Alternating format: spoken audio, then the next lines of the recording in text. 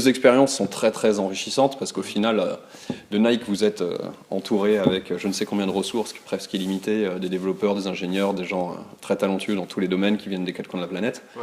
Dans l'exemple de Bagua, on se retrouve, comme on dit, au four et au moulin. Et surtout Philippe à devoir faire soit le tour de la France en voiture de loc pour passer d'un shop à l'autre en disant regardez ça c'est mes chaussures, à partir en Asie pour faire un suivi de production, un quality check comme on l'appelle, pour voir quelles sont les chaussures qui rentrent dans les boîtes et qui traversent le monde pour arriver ensuite et gérer la distribution, la communication, les ventes et surtout récupérer l'argent auprès des shops. Ça c'est bien aussi.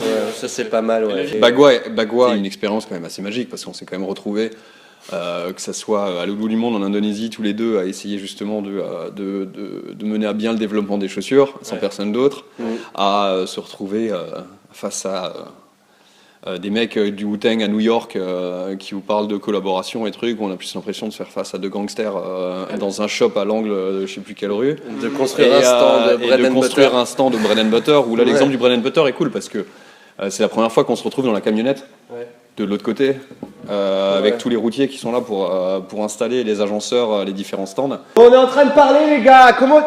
c'est Sneakers Empire. Dans une petite marque, il faut mettre plusieurs casquettes et il faut tout faire, que c'est de la prod à la distribution, à la logistique, etc. Mais c'est ça qui est enrichissant parce que tu mets plein de casquettes différentes et tu apprends plein de métiers en un. Après, maintenant, l'état actuel des choses avec Bagua, c'est qu'on a... Eric a son studio de design qui marche vraiment bien avec Ludo Roth, ancien Strasbourgeois, qu'on embrasse très fort. Ouais. Et Ludo. Peace. Et partout, peace dans le monde, mais pas sur ma voiture. Et tu la coupes celle-là.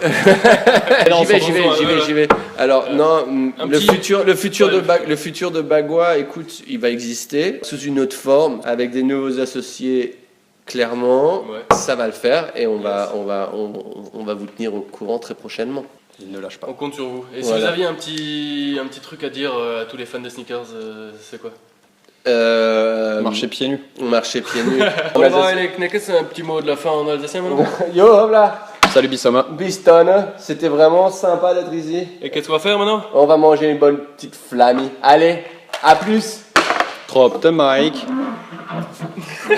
Parfait les gars, merci beaucoup.